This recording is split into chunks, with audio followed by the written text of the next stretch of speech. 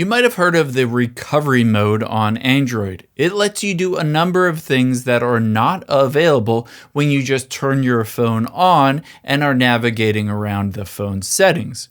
However, there's a special trick to be able to open up and get to the Android recovery mode, and it works a bit different whether you have a Samsung Galaxy or Google Pixel or a different phone. I'm going to show you how to get into recovery mode. It's completely safe to do that, and the options when you get in there and why people might use it. So the first thing you can see here is my Samsung Galaxy is turned on. We need to turn your phone off first.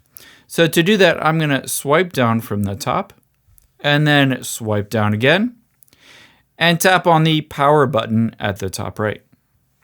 From here, tap on power off at the top left and then tap on power off.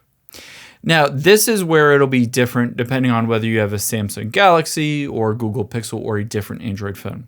For whatever reason, on a Samsung Galaxy, you're going to use the volume up and power button. However, if you're on a Google Pixel, it will be volume down and power button, or if you're on a different Android phone. Don't ask me why different manufacturers set the different settings. I don't necessarily know. It would be more obvious if they were all the same. But since I have a Samsung Galaxy, I'm going to press and hold the volume up and power button. When I press and hold those at the same time, you'll be able to see after a few seconds, the Samsung logo appears. So after you see a logo for whatever the phone is, then lift your fingers off. And you can see at the top it says Android recovery mode. Now this used to look a bit different and have more options in there, like wiping the partition or the cache. However, for whatever reason, Android decided to stop providing that as a feature.